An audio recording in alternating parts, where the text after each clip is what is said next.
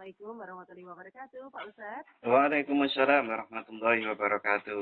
Iya, Pak Ustadz, kabarnya baik ya pagi hari ini? Alhamdulillahirabbil alamin. Alhamdulillah, walaupun kota Yogyakarta sempat gerimis ini pagi hari ini ya Pak Ustadz ya. Nggih. Pak Ustadz, anugerah kedamaian ada dalam diri itu yang menjadi tema kita ya Pak Ustadz. Nggih, leres. Baik, silakan mungkin bisa diberikan tausiahnya sekitar 10 menit mungkin. Silakan. Assalamualaikum warahmatullahi wabarakatuh.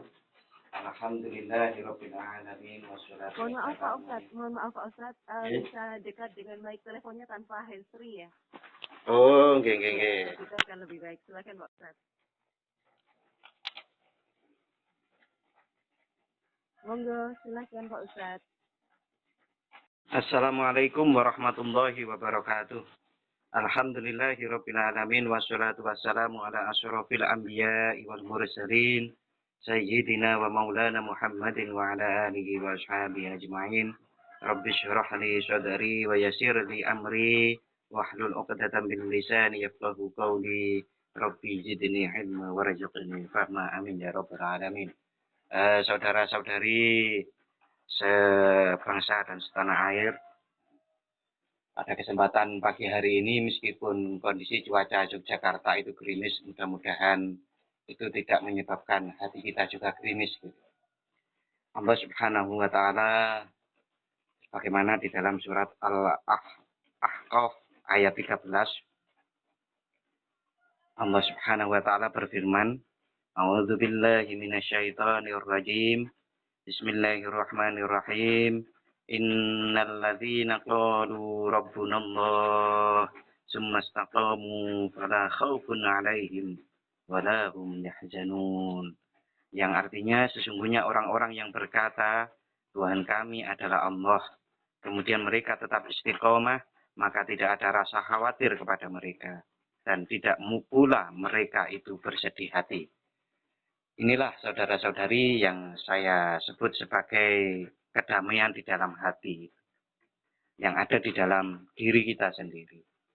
Sungguh bahwa firman Allah Subhanahu wa Ta'ala ini, saudara-saudari, adalah sebuah rumus kalau kita itu menginginkan sebuah kedamaian yang tanpa ada rasa sedih, tanpa ada rasa khawatir terhadap segala sesuatu, maka kita harus mempedomani ini, memakai rumus ini. Rumus ini itu adalah qalu rabbunallah, katakanlah Tuhan kami Allah dan istiqomah. Tuhan kami itu adalah Allah dan istiqomah. Istiqomah dalam pengertian dalam segala situasi dan kondisi Tuhan kita itu Allah. Tuhan kita itu tidak berubah. Pagi hari kita bangun, kita Tuhannya Allah. Bergeser dari jam ke jam, dari waktu ke waktu, mungkin kalau bisa dari menit ke menit, Tuhan kita itu tetap Allah, bukan berubah yang lain. Loh, adakah orang itu yang kemudian Tuhannya berubah dari waktu ke waktu? Ya, karena mungkin saat dia itu menghadapi Al-Quran, dia Tuhannya Allah. Dia menghadapi keluarganya, Tuhannya bisa Allah. Nanti kalau dia bergeser ke tempat kerja, umpamanya, contoh yang sangat sederhana adalah saat seseorang itu mencurangi timbangan di dalam perdagangannya. Maka Tuhannya itu bukan Allah lagi. Tetapi itu adalah keuntungan atau harta benda itu. Begitu juga seseorang untuk mencapai jabatan tertentu yang kemudian melakukan segala macam cara dan proses menghalalkannya, maka Tuhannya adalah jabatan itu. Begitu juga kalau yang lain-lain, seseorang bisa dikatakan bertuhan yang dituju itu kalau apa proses mencapai tujuannya itu adalah melanggar perintah-perintah Allah. Tentu ini adalah bukan kemudian orang itu keluar dari Islam, bukan. Itu adalah Tuhan-Tuhan orang itu walaupun tidak mengeluarkan dalam Islam, tapi dia menggunakan itu sebagai Tuhan. Hal itu sangat kentara sekali bahwasanya di salah satu ayat Al-Quran Allah menyebut bahwa seseorang itu bisa pertuhankan hawa nafsunya. Maka saat seseorang itu memenangkan hawa nafsunya terhadap qalu rabbuna Allah, terhadap bahwa Tuhan saya Allah, saat dia memenangkan hawa nafsunya, entah hawa nafsu untuk memperoleh harta benda, hawa nafsu untuk memperoleh tahta, harta benda untuk memperoleh wanita atau memperoleh pria, maka sesungguhnya dia sedang mengalihkan ketuhannya kepada hawa nafsunya itu. Oleh karenanya, kalau kita itu mempertuhankan selain Allah, maka kedamaian itu akan sulit dicapai. Karena kedamaian itu kita cari di luar diri kita. Harta, tahta, wanita itu.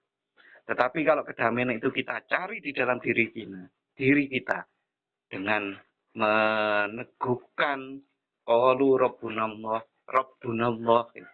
Tuhan kami adalah Allah dalam segala situasi dan kondisi dalam kehidupan kita ini, maka Allah akan menganugerahkan.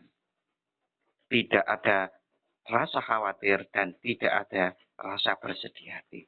Itulah kedamaian itu.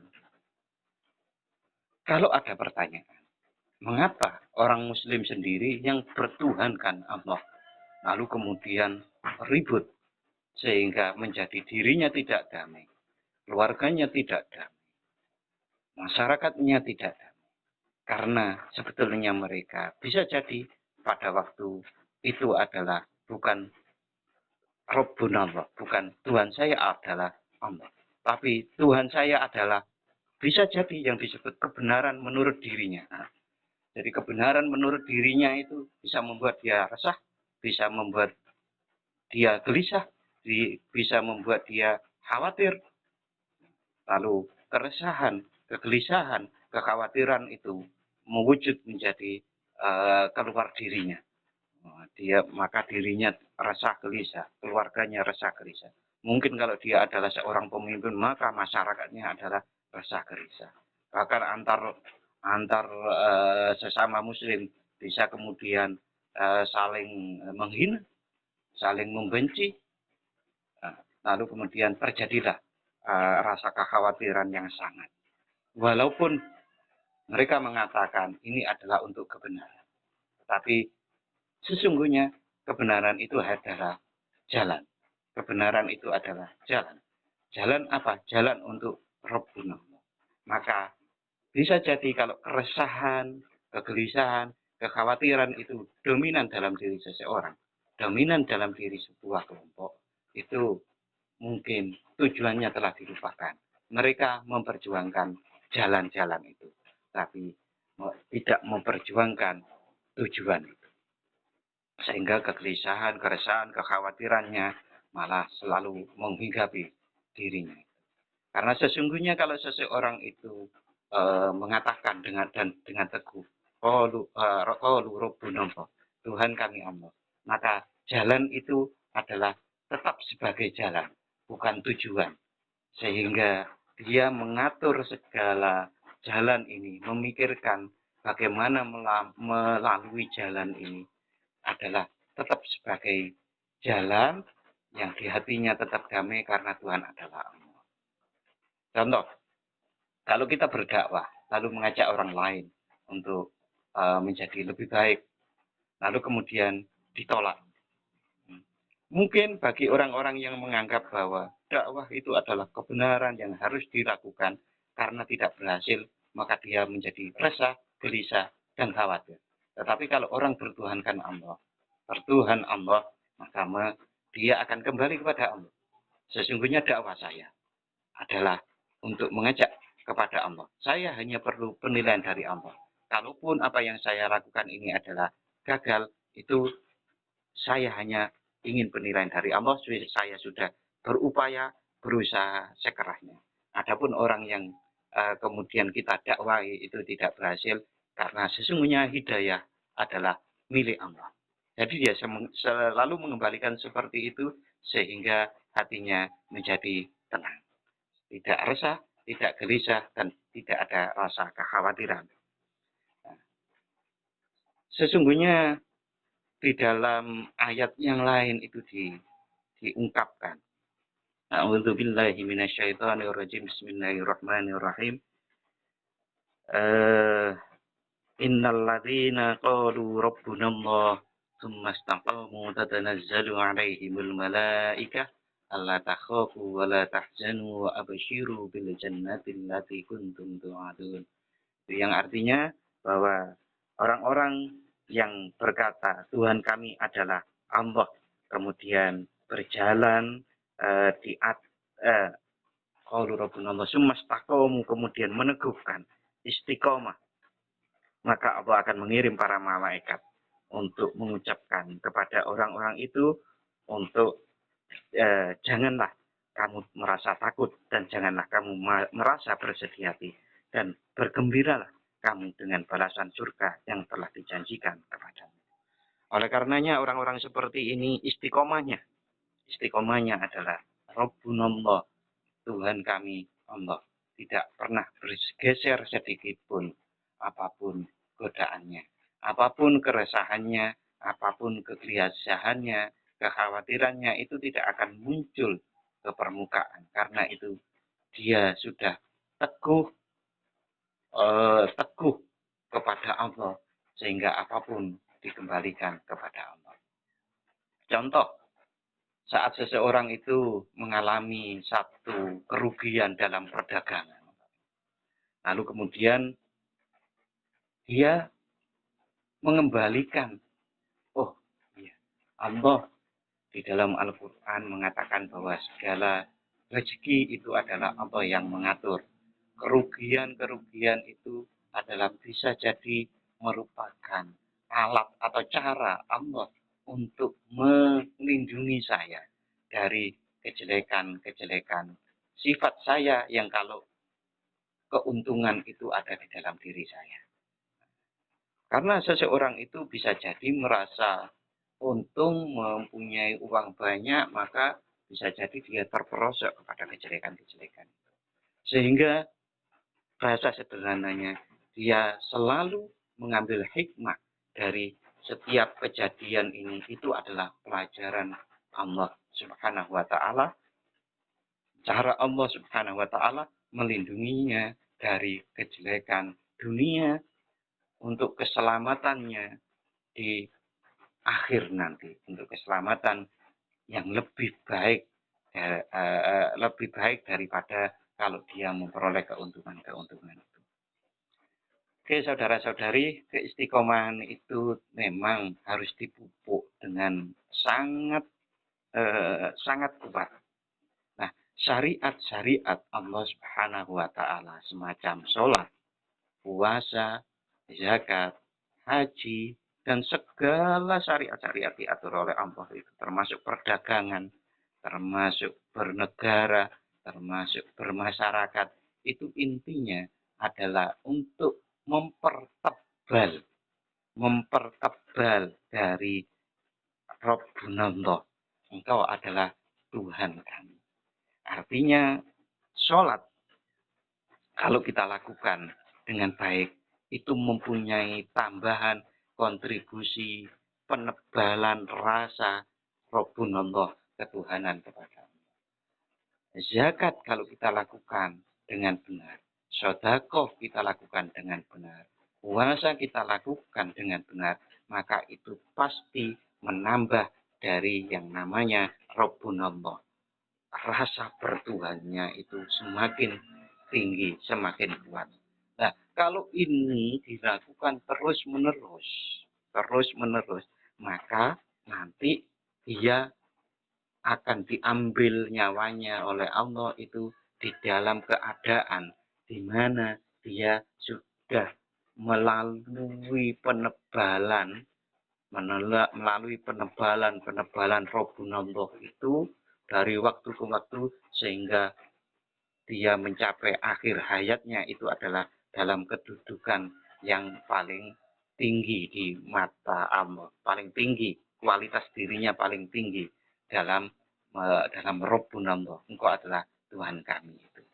Sehingga orang-orang seperti ini itu adalah yang ada, dia itu mati di dalam keadaan yang tenang. Kita selalu sering mendengar bahwa telah meninggal dengan tenang gitu. Nah, itu adalah orang-orang yang sebetulnya jiwanya itu ikatan dengan Allah Subhanahu wa taala itu sudah sangat kuat, sehingga dia menghadapi kematian itu, saya mau kembali kepada Allah. Itu hatinya tidak resah gelisah. Tetapi kalau orang-orang ikatan dengan dunianya itu masih tinggi, apapun itu namanya, bukan ikatan dengan Allahnya yang lebih tinggi, maka dia mati, dia diambil nyawanya oleh malaikat Israel, itu bisa jadi masih dalam keadaan dia ingin merangkul hidupnya di dunia ini, sehingga dia tidak tenang di dalam kembali kepada Allah Subhanahu wa taala. Itulah saudara-saudari rahimakumullah yang bisa saya jadikan pengantar. Mudah-mudahan ini bisa dipahami dan diterima dengan baik, dan Allah menolong kita bersama agar mampu untuk mengamalkan apa yang kita bicarakan kali ini. Terima kasih. Oke Pak Ustadz Lukman, terima kasih untuk nasihatnya, dan kita mengajak pendengar untuk bergabung ya Pak Ustadz ya. Yeah. Silakan untuk yang akan bergabung, mungkin ada yang ingin ditanyakan, Anda bisa bergabung di 5803333 ataupun juga untuk SMS dan WhatsApp-nya kami tunggu 081127119111. Dalam religi pagi, Assalamualaikum. Waalaikumsalam warahmatullahi wabarakatuh, Mbak Dina. Dengan Ibu Siti di Banguntapan. Ibu Siti di Banguntapan, silakan. Assalamualaikum warahmatullahi wabarakatuh, Bapak Ustaz. Waalaikumsalam warahmatullahi wabarakatuh. Mau tanya Bapak Ustaz. Iya. Masalah sholat nih. Kan saya kemarin itu kan ke puskesmas kan dikasih obat. Jam 11 itu minum obat toh. Ya kok muantuk sekali. Biasanya kan luhur itu kan juga tepat waktu ya. Nah, ini sampai kayak teler gitu lah. Pas azan itu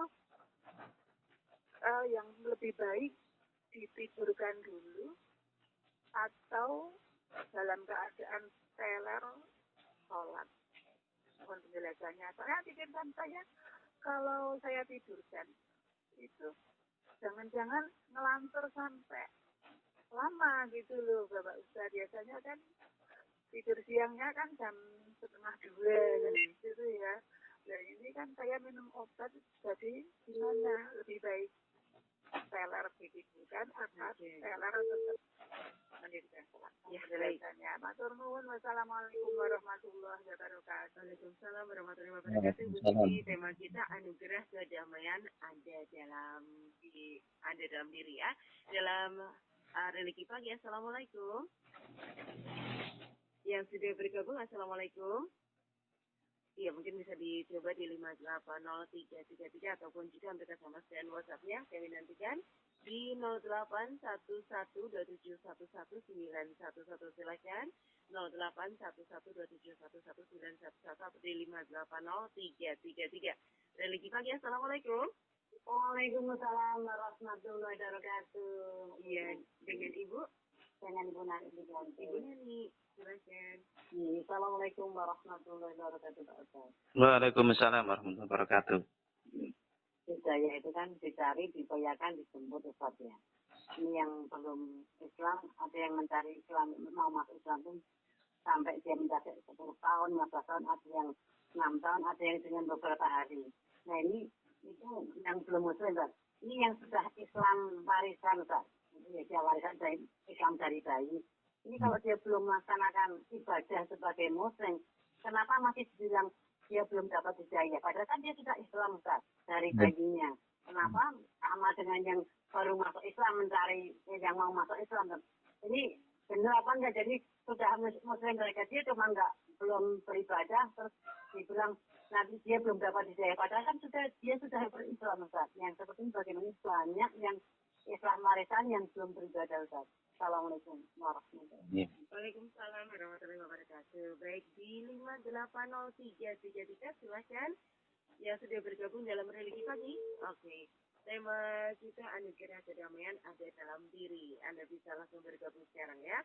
Assalamualaikum warahmatullahi wabarakatuh. Dari Bu Nani yang ada di Jakarta KM 5 nih Pak Ustadz. Nggih. Nah Pak Ustadz, bukankah lingkungan juga berpengaruh untuk kedamaian?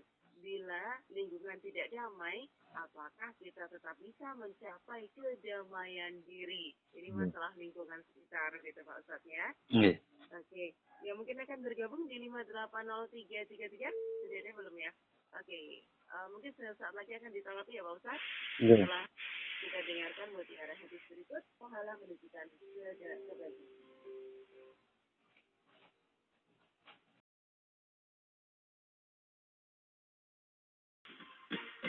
Baik, pendengar, masih bersama kita dalam religi pagi dengan tema anugerah kedamaian ada dalam diri bersama beliau Bapak Ustadz Lukman S.M.P. dari Fakultas Ilmu Agama Islam UI Yogyakarta.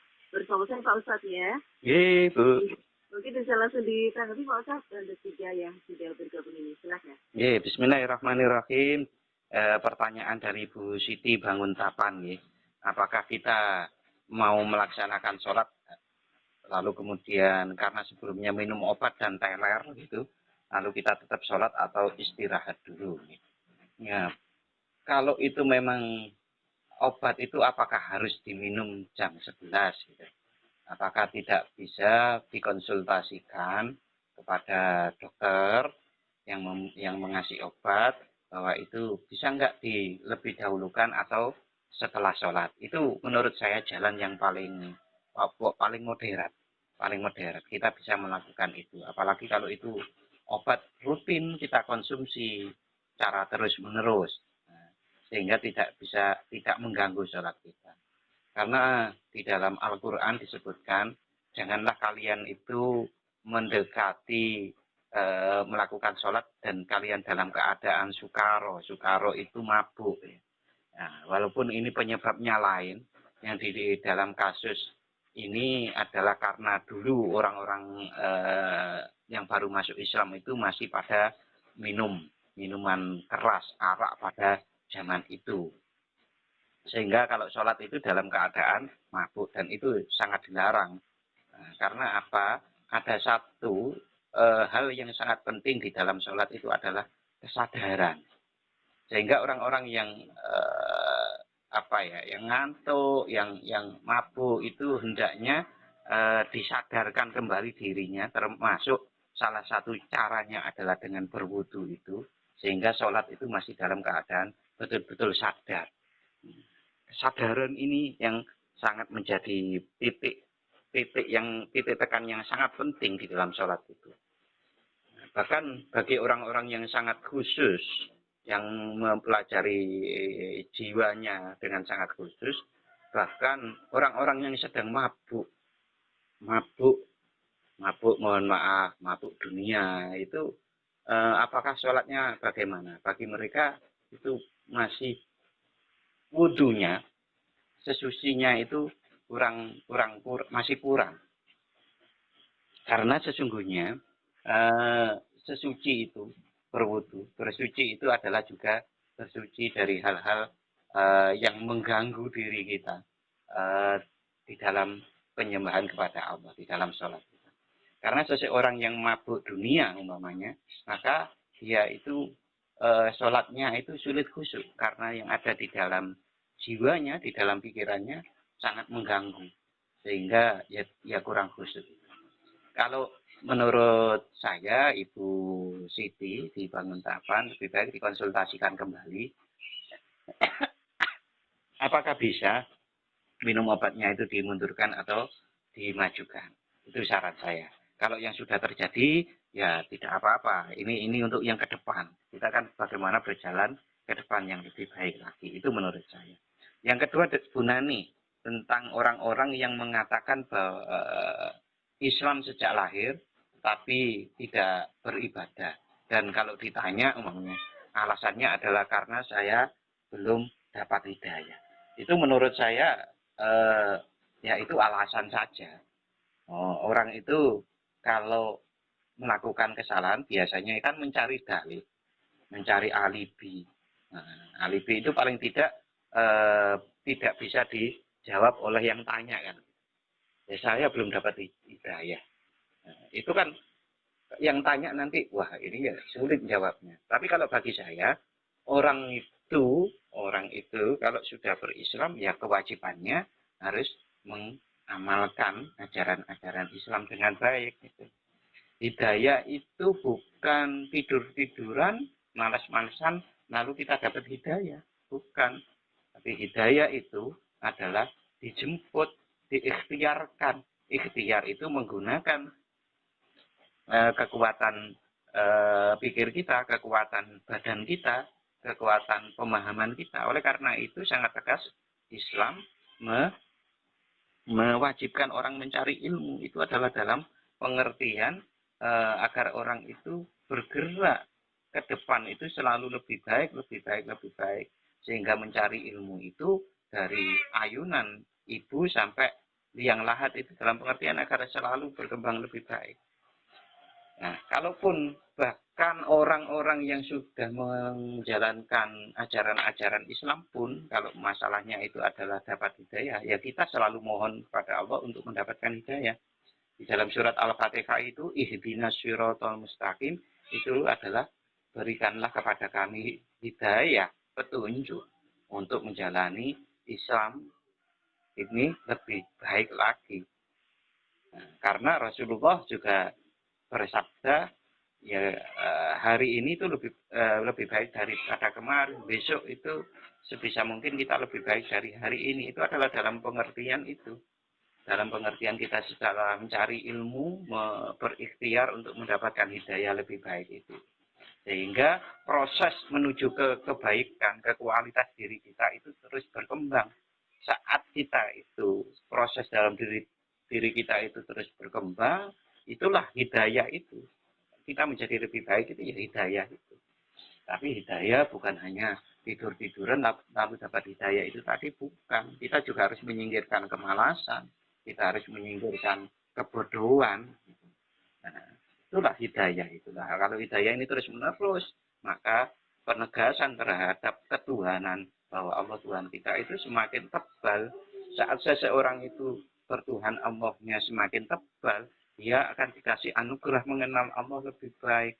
Saat dikasih anugerah Allah mengenal Allah lebih baik, pasti dirinya menjadi damai dan tentram. Karena ya Allah yang maha itu kan maha pemberi kasih sayang, pemberi rezeki, pemberi kebaikan-kebaikan. Nah, saat itu kita percaya dengan Allah itu, yang maha itu adalah melindungi kita, yang maha itu memberi anugerah kita, hati kita menjadi damai, menjadi tentram. Pertanyaan Bu Nani di Jakal ini juga bagus. Nah, kalau lingkungannya, kalau kedamaian itu ada di dalam diri kita, lalu lingkungan itu bagaimana?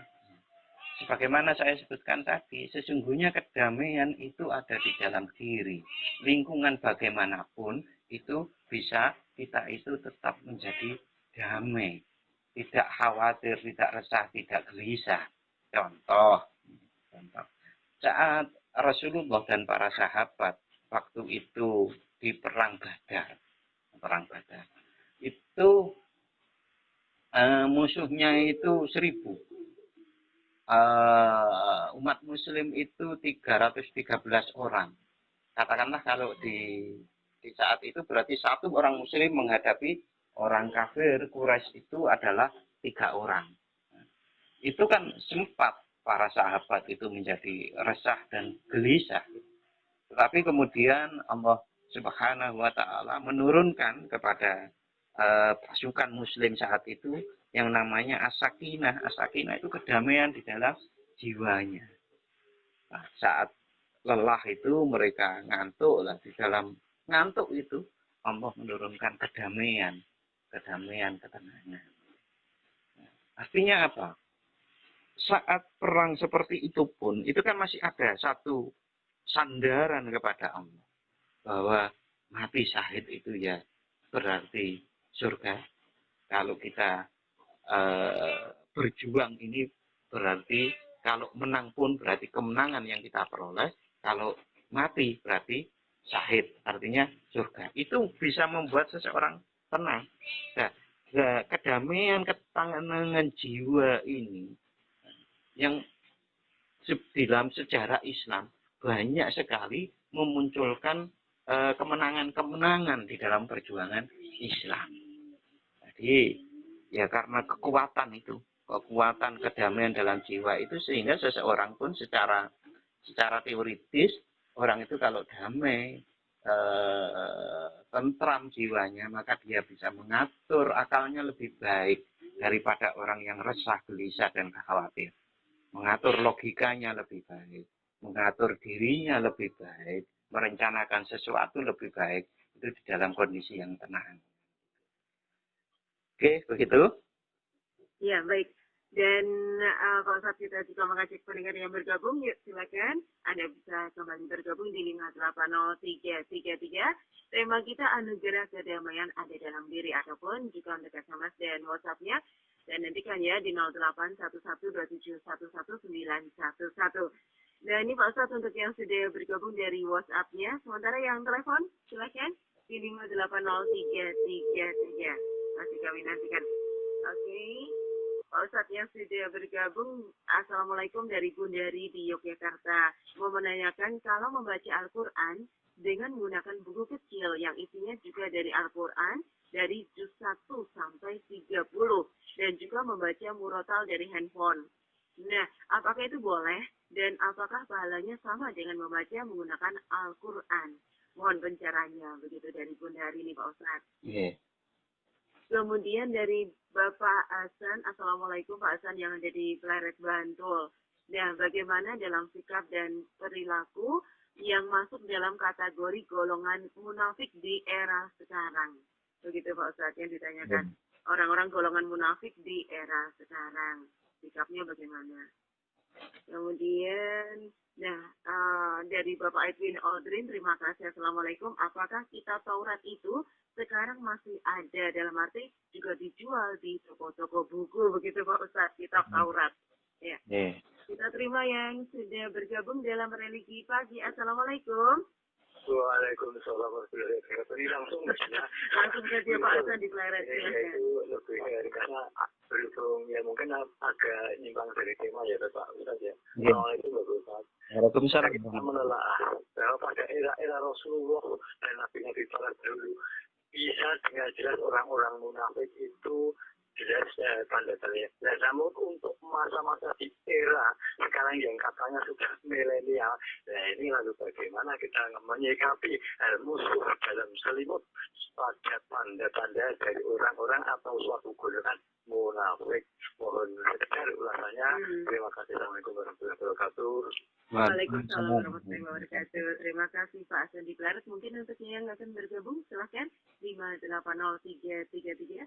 Atau mungkin ditanggapi dulu Pak Ustaz, silahkan ya. Bismillahirrahmanirrahim. Yang pertama dari Bundarini tadi ya. Iya. Bundarini tentang ya ini ditanyakan tadi. Oh ya, Bundari, dari Ibu Dari, kalau membaca Al-Quran tetapi misalnya melalui handphone atau menggunakan buku kecil yang isinya juga juz 1 sampai 30 begitu, tapi intinya non dari Al-Quran begitu. Nah, apakah pahalanya sama nih Pak Ustaz? Kalau pahala itu yang dasar penilaiannya itu dari niat. Jadi bukan dari jalan. Dari jalan. Kita umpamanya membaca Al-Quran dari HP maupun dari buku kecil maupun dari Al-Quran yang besar, Al-Quran yang tua, Al-Quran yang muda, Al-Quran yang mahal, Al-Quran yang murah, umpamanya begitu. Ya itu yang menjadi penilaian itu niatnya. Niat. Jadi semakin berkualitas niat maka akan semakin baik. Nah, kualitas niat itu apa memang berbeda-beda? Iya. Kualitas niat itu ada orang yang mohon maaf umpamanya membaca Al-Quran itu ya bukan untuk peningkatan dirinya, untuk menyembah Allah lebih baik, tetapi untuk Ya karena lagi ada teman-temannya maka dia ngaji Al-Quran gitu. Ya itu niatnya kurang pas kan. Ya, yang pas tapi masih rendah itu umpamanya adalah saya membaca Al-Quran karena dengan membaca Al-Quran ini Allah akan memberikan saya rezeki yang banyak, umpamanya begitu. Nah, itu juga kurang, itu bagus, tapi ada yang lebih bagus. Itu bagus, tapi ada yang lebih bagus. Saya membaca Al-Quran ini adalah karena saya ingin mempelajari isi Al-Quran lebih dalam lagi. Sehingga saya bisa mengamalkan Islam itu lebih dalam lagi. Bukan lebih banyak ya. Mengapa kok seperti itu? Karena di dalam surat Al-Mulk Allah berfirman, Alladzi ja'alal mauta wal hayata liyabluwakum ayyukum ahsanu amala. Artinya Allah menjadikan mati dan hidup ini adalah untuk menguji kalian, menguji kita. Gitu. Siapakah yang paling bagus amalnya, bukan yang paling banyak. Karena bisa jadi banyak itu nggak bagus. Nah, tapi ya sebanyak-banyaknya tapi yang bagus itu. Sebagus-bagusnya dan sebanyak-banyaknya itu yang paling penting. Nah, dengan mempelajari Al-Quran, maka seseorang itu bisa meningkatkan kualitas dirinya. Lalu yang ada juga, niat yang bagus itu adalah, ya saya dengan membaca Al-Quran ini, saya ingin mewujudkan rasa syukur saya kepada Allah. Sudah memberikan saya anugerah kehidupan, sudah menganugerahkan saya banyak orang kena corona di laporannya begitu, dan saya masih sehat gitu. Saya membaca Al-Quran karena rasa syukur saya, Allah memberi saya kesehatan, rasa syukur saya, Allah memberi saya keimanan, bapak ibu saya yang muslim, mbak saya muslim, buyut saya muslim, alhamdulillah saya bisa masih tetap muslim gitu, sampai sekarang itu dengan berbagai macam godaan itu, maka saya bersyukur diantaranya dengan membaca Al-Quran itu lebih baik. Apakah ada umpamanya kualitas yang lebih baik lagi untuk beribadah termasuk membaca Al-Quran? Itu ada, di antaranya adalah saya membaca Al-Quran karena itu adalah perwujudan rasa cinta saya kepada Allah Subhanahu wa Ta'ala. Rasa cinta ya, bukan katakanlah cinta, bukan. Kalau katakan cinta itu kan enak di mulut. Nah, tapi rasa cinta, betul-betul ada rasa di dalam hati kita itu cinta kepada Allah. Lalu kita membaca Al-Quran. Nah, itu lebih baik lagi. Jadi kualitas-kualitas itu didasarkan niatnya, Bundari, bukan bentuk-bentuknya. Kita kan sangat terkenal ya, umpamanya ada apakah seseorang yang bersedekah 1 juta dengan 100.000, contoh-contoh seperti itu, lebih baik mana? Ya tetap niatnya. Bisa jadi yang 100.000 itu lebih baik daripada yang 1 juta. Itu niat. Nah, masalahnya kan niat itu ada di dalam hati seseorang yang kita tidak tahu. Sehingga apa? Kita memang tidak berhak menilai niat orang. Yang menilai niat itu adalah Allah Subhanahu wa Ta'ala. Karena kalau kita itu yang terjadi adalah menilai dari niat-niat orang itu, nanti bisa ribut. Wah, niatmu kurang apik. Niatnya orang kok dinilai. Itu nggak boleh seperti itu. Tidak boleh seperti itu menilai. Sehingga apa?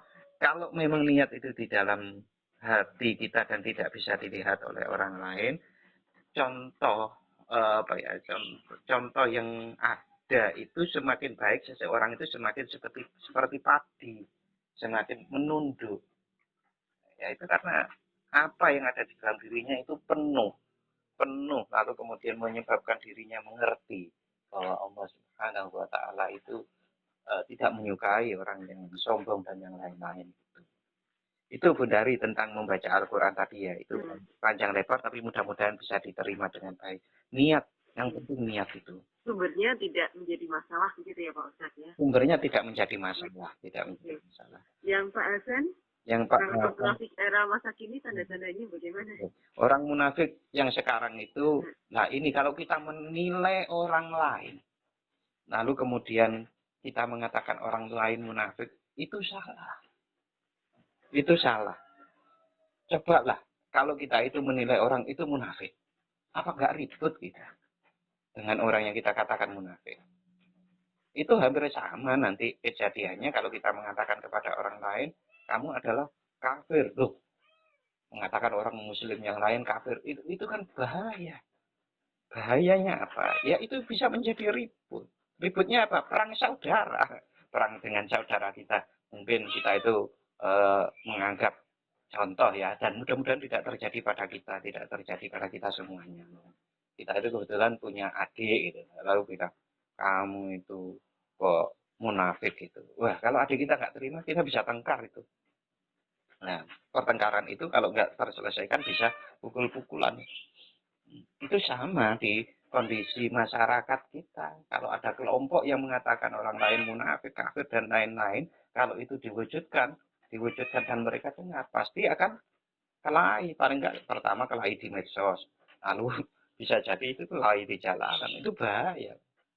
Munafik dan tidak itu jangan sampai kita mengungkapkannya kepada orang lain. Menduga saja jangan. Ya.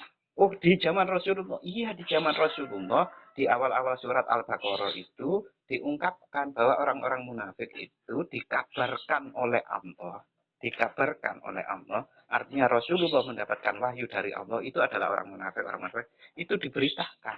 Nah, masalahnya kita itu bisa enggak mendapatkan seperti Rasulullah? Kalaupun iya, kita mengetahui ada orang itu munafik dan musuh itu adalah musuh Islam.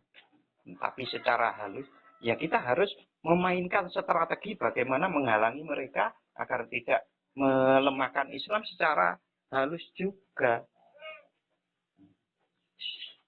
Itu menurut saya sangat berbahaya. Kalau sampai kita tanda-tanda orang munafik itu adalah itu. Lalu kemudian diaktualisasikan menjadi kebencian. Lalu kemudian itu bisa perang. Itu berbahaya sekali. Menurut saya itu. Kalau mereka pikir itu adalah ini kok melemahkan Islam. Ya kita harus melakukan satu rangkaian rencana dan strategi untuk menandingi itu secara halus. Begitu.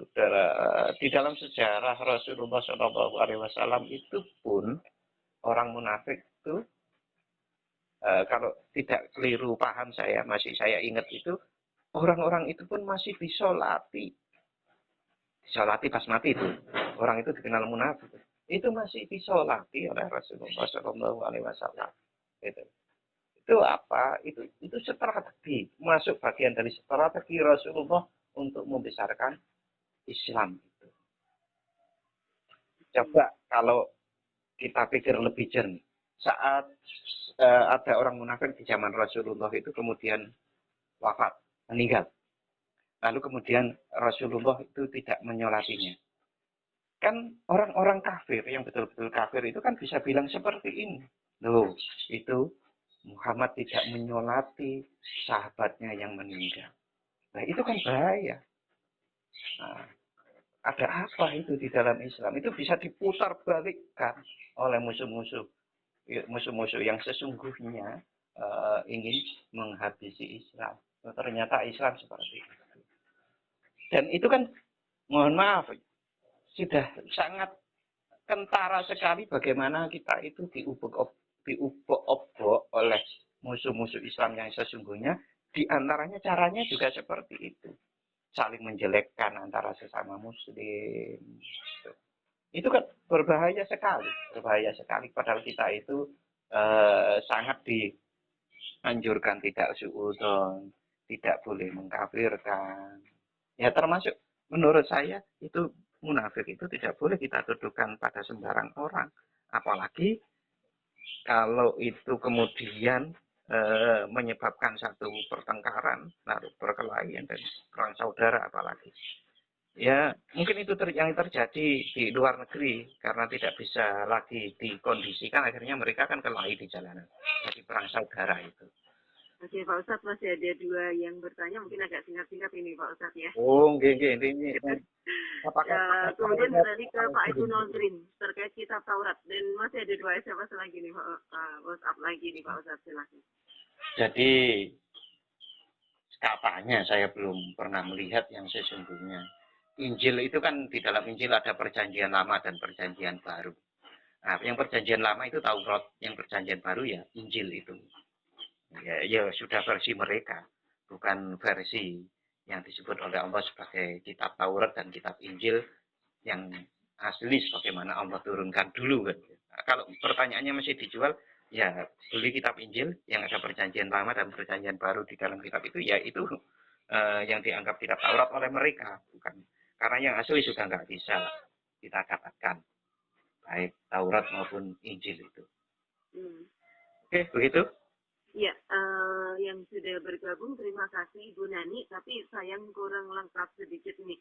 Assalamualaikum Pak Ustadz, ketika melaksanakan sholat jumlah rokaatnya kurang. Lalu bagaimana sebaiknya? Ibu Nani di Godian. Lalu Mbak Nada yang ada di Jogonalan mau menanyakan nih Pak Ustadz, bagaimana menyikapi orang yang keras hatinya begitu? Silakan. Jadi yang pertama Bu Nani, kalau jumlah rakaat kurang itu ya ditambah. Jadi kalau kita sholat lalu kemudian, wah ini sudah selesai belum ya? Sudah pas belum? Berapapun, tapi kalau kita ragu, maka ajarannya adalah ditambah. Meskipun itu jadi 5, tapi kalau kita itu ragu-ragu, kita kan tetap nambah 1, ya itu sah. Tetapi kalau, nah ini sudah 4, berarti bukan ragu-ragu. Tapi kalau ragu-ragu, ya ditambah. Walaupun orang lain melihatnya, kamu kok sholat 5 rakaat? Nah, tadi saya ragu-ragu ya sudah, kan begitu. Ya sederhana seperti itu.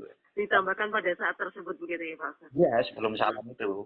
Bahkan Rasulullah kalaupun ada orang yang mengingatkan, sholatmu baru 3 rakaat loh umpamanya begitu. Lalu kemudian kita sudah salam, itu langsung berdiri ditambah 1. Bukan mengulang mulai dari awal lagi. Itu Rasulullah mengajarkan seperti itu. Oke. Lalu kemudian dari bagaimana menghadapi orang yang keras hatinya.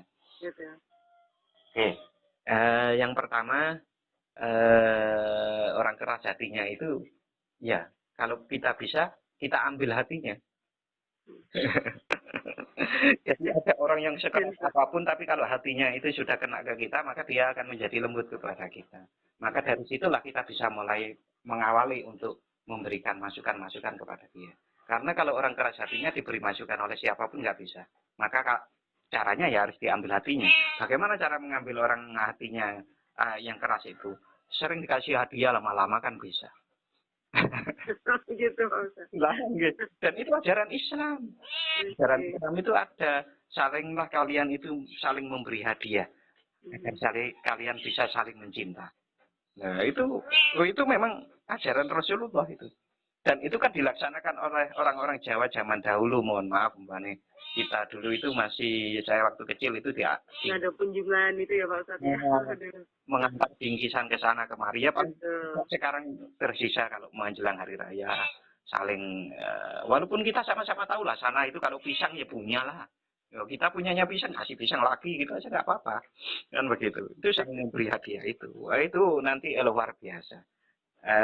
Hasilnya luar biasa, kita menjadi rukun, kita menjadi saling mencinta. Wah, aku diperhatiin dulurku kaya suwe ya. Apalagi sekarang ada COVID itu ya. Enak sekali itu sebetulnya. Tetapi yang menghalangi itu kadang-kadang bukan karena tidak ada. Yang menghalangi itu adalah rasa kita kan. Rasa iman, rasa sayang dengan uang, macam-macam lah, gitu kan. Itu menurut saya itu. Jadi kalau orang keras hatinya ya diambil hatinya. Caranya begitu. Cara yang lain bagaimana? Didoakan itu ya kalau saya pernah mendapat dari guru-guru saya itu ya kalau ketemu orang yang keras hatinya didoakan. Cara mendoakannya bagaimana? Itu seperti ini. Ya Allah, saya membaca Al-Fatihah ini agar orang tersebut keras hatinya berkurang. Al-Fatihah itu dibaca. Nah, karena dasarnya apa? Rasulullah bersabda, Al-Fatihatu 5 quri'ah. Al-Fatihah itu tergantung niat yang membaca Al-Fatihah itu. Nah, termasuk kita bisa meniatkan untuk mendoakan orang dengan membaca mendoakan orang agar hatinya keras berkurang. Itu bisa juga kita terapkan, kita yang sudah menjadi ibu, yang sudah menjadi simbah-simbah. Itu bisa menerapkan itu kalau menemukan cucu atau anak kita kok angel kandhanani, sulit dikasih tahu. Nah, coba dikasih Fatihah gitu kan. Kasih Fatihah. Semakin nakal, semakin banyak Fatihahnya gitu.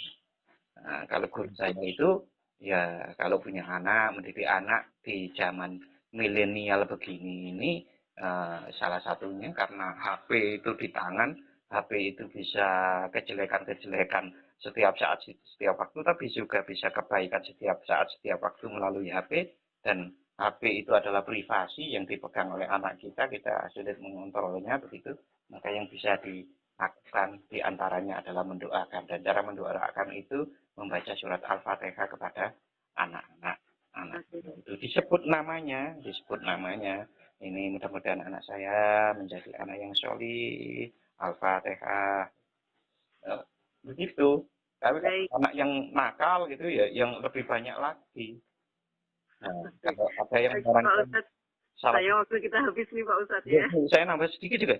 Oh iya, silakan. Memang Ini 1 menit. ada salah satu guru kita itu menyarankan tiap habis sholat itu membacakan Fatihah untuk anak-anak kita masing-masing satu kepala satu, ya, satu nama satu. Kalau lebih nakal ditambahi lebih banyak lagi. Itu mungkin adalah salah satu teknik-teknik cara-cara bagaimana kita mendamaikan diri kita melalui itu cara-cara. Tapi intinya semua itu kita kembalikan Rabbuna, Tuhan saya adalah Allah. Itu.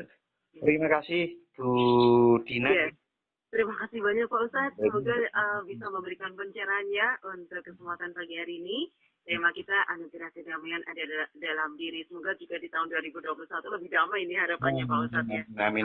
Ya. Terima kasih. Wassalamualaikum warahmatullahi wabarakatuh Pak Ustadz. Warahmatullahi wabarakatuh. Baik pendengar, sampai di sini untuk kebersamaan kita dalam religi pagi dengan satu tema kita anugerah kedamaian ada dalam diri bersama narasumber kami beliau Bapak Ustadz Lukman SHC MPD Fakultas Ilmu Agama Islam UII Yogyakarta.